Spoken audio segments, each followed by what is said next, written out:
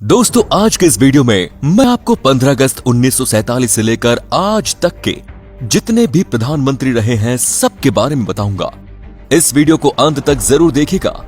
15 अगस्त 1947 को भारत को स्वतंत्रता हासिल हुई और इसके बाद ही पूरे देश की पॉलिटिक्स में इंडियन नेशनल कांग्रेस का डोमिनेंस था। जवाहरलाल नेहरू ने प्रधानमंत्री का पद संभाला और उनकी लोकप्रियता आने वाले कुछ वर्षों में इस तरह बढ़ी कि वो अगले 3 इलेक्शन में भी प्रधानमंत्री के पद के लिए चुने गए। 16 वर्ष और 286 दिनों तक प्रधानमंत्री का पद संभालने के बाद जवाहरलाल नेहरू की मृत्यु हो गई। दोस्तों आपको बता दूं कि जवाहरलाल नेहरू आज तक हमारे देश के सबसे लंबे समय तक प्रधानमंत्री रहे। नेहरू की मृत्यु के बाद 9 जून 1964 को लाल बहादुर शास्त्री प्रधानमंत्री बने और ये भी कांग्रेस पार्टी से ही थे। इन्हीं की गद्दी के नीचे 1965 की इंडो पाकिस्तान वॉर भी हुई। 11 जनवरी 1966 को लाल बहादुर शास्त्री की मृत्यु हो गई थी।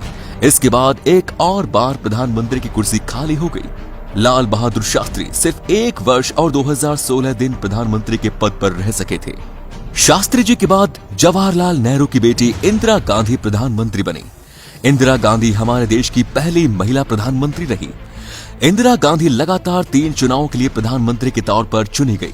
11 वर्ष और 59 दिनों तक इंदिरा गांधी पीएम बनी रही और इस समय पर देश के कई बड़े इवेंट्स हुए, जिनमें सबसे बड़ा इवेंट था 1971 में हुई इंडिया पाकिस्तान वॉर। इंदिरा गांधी के टर्म में ही भारत का पहला न्यूक्लियर टेस्ट पोखरण भी करवाया गया। 1975 में देश की हालत कुछ इस तरह से बदली कि देश में इमरजेंसी जारी कर दी गई। ये दौर देश की जनता के लिए बहुत मुश्किल साबित हुआ। 1977 में इमरजेंसी हटाई गई और फिर से इलेक्शन कराए गए। इस बार देश की सभी बड़ी पार्टी ने कांग्रेस को हटाने का जिम्मा उठा लिया और वो इसमें सफल भी रही। इतने वर्ष तक चल रहे कांग्रेस राज के बाद पहली बार किसी और पार्टी के नेता प्रधानमंत्री बनने वाले थे। जनता पार्टी के मोरारजी देसाई को पीएम बनाया गया। 24 मई 1977 को उन्होंने कुर्सी संभालनी शुरू करी और 2 वर्ष 126 दिनों के बाद ही इस्तीफा दे दिया। इस्तीफे का कारण यह था कि उनकी सरकार उस समय अलग अलग पार्टी के सहयोग से बनी हुई थी और अब उन पार्टी की विचारधारा आपस में टकराने लगी। इसीलिए कुछ समय बाद पावर में रहना और सब कुछ मैनेज करना उनके लिए बहुत मुश्किल हो गया। इसके बाद चरण सिंह, जो कि कांग्रेस से नहीं थे, पर फिर भी कांग्रेस ने उन्हें सपोर्ट करा और प्रधानमंत्री बनवाया। कांग्रेस ने जितनी तेजी से उन्हें अपनी सपोर्ट से ऊपर चढ़ाया था, उतनी ही तेजी से नीचे भी उतार दिया, जिसके कारण चरण सिंह को भी इस्तीफा देना पड़ा। इसके बाद 1980 में मेजोरिटी के साथ कांग्रेस सत्ता में लौटी और इंदिरा गांधी चौथी बार पीएम बनी। करीब 4.5 सालों तक पीएम बने रहने के बावजूद 31 अक्टूबर 1984 को इंदिरा गांधी की हत्या कर दी गई। इंदिरा गांधी के बाद उनके बेटे राजीव गांधी को प्रधानमंत्री बनाया गया। राजीव गांधी आज तक के भारत के सबसे कम उम्र वाले प्रधानमंत्री रहे। इस समय पर वीपी सिंह, जो कि उस समय फाइनेंस मिनिस्टर हुआ करते थे, उन्हें कांग्रेस से निकाल दिया गया और फिर उन्होंने बाकी एंटी कांग्रेस पार्टी के साथ मिलकर जनता दल बनाई। इस समय पर राजीव गांधी के ऊपर करप्शन चार्जेस भी उठ रहे थे, जिस वजह से लोगों ने राजीव गांधी में अपना कॉन्फिडेंस खो दिया। 1989 में एक और बार इलेक्शन हुए, जिसमें जनता दल ने भारतीय जनता पार्टी और कुछ और पार्टी के साथ मिलकर सरकार बनाई, जिसके तहत वीपी सिंह को प्रधानमंत्री बनवाया गया। वीपी सिंह की बनाई सरकार ने आपस में ही बहुत डिफरेंस बढ़ रहे थे, जिससे सरकार में स्टेबिलिटी नहीं हो पा रही थी। जब VP Singh BJP member Lal Krishna Advani को अरेस्ट करवाने के ऑर्डर दिए तो इससे बीजेपी उनसे नाराज हो गई, जिस वजह से उन्होंने अपना पॉलिटिकल सपोर्ट हटा दिया और इसके बाद तो हालत और बिगड़ गई। वीपी सिंह को प्रधानमंत्री की पोस्ट से रिजाइन करना पड़ा।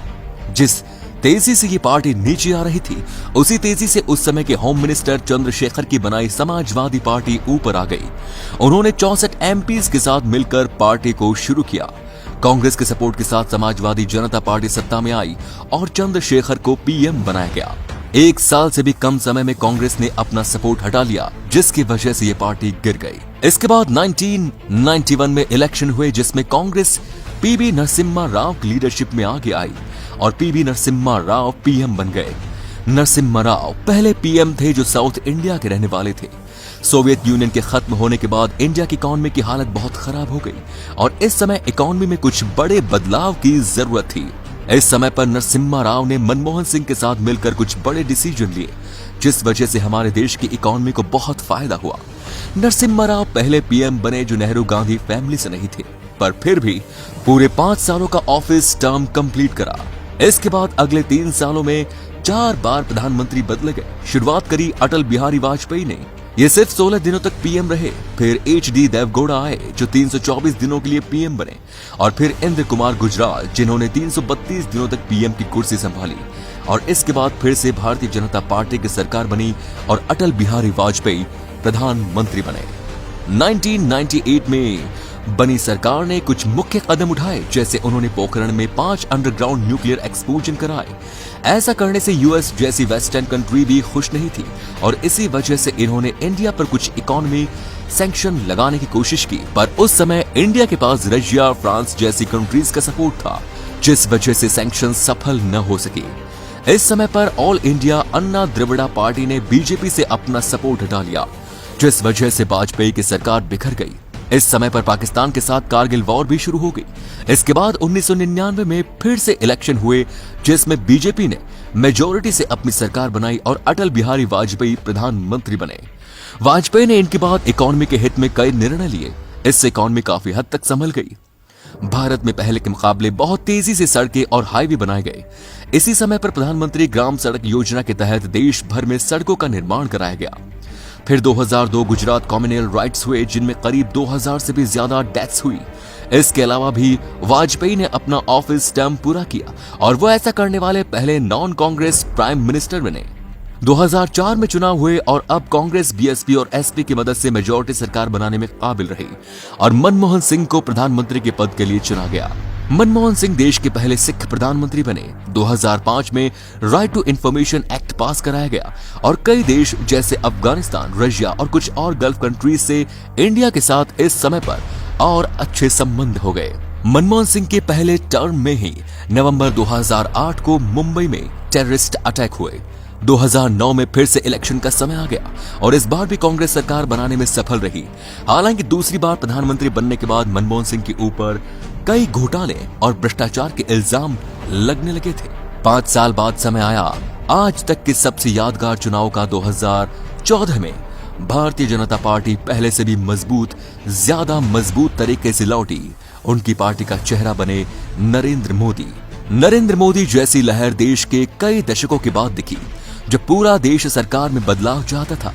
इस चुनाव में बीजेपी को पूर्ण बहुमत हासिल हुआ, और गुजरात के सीएम रह चुके मोदी को प्रधानमंत्री बनाया गया। मोदी के आने से देश भर की पॉलिटिक्स में सेंस ऑफ ट्रांसपेरेंसी पहले से कहीं ज्यादा बढ़ गई। इसमें सबसे बड़ा योगदान इंटरनेट का भी साबित हुआ।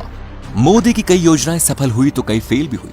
एक बार निश्चित तौर पर कही जा सकती है कि जिस तरह मोदी ने भारत को अंतर्राष्ट्रीय स्तर पर प्रेजेंट किया, ऐसा अब तक कोई प्रधानमंत्री नहीं करा सका। अब देखना होगा कि 2024 में प्रधानमंत्री की कुर्सी कौन संभालेगा, और अब देश की सरकार का रुख किस तरफ होगा। दोस्तों, आपके हिसाब से इस बार प्रधानमंत्री कौन बनेगा? आप हमें कमेंट में जरूर बताएं। आप उस नेता को क्यों सपोर्ट करते हो, और आप हमें ये भी कमेंट करके बताएं। दोस्तों, अगर आपको ये वीडियो पसंद आई तो इस वीडियो को लाइक करें। धन्यवाद।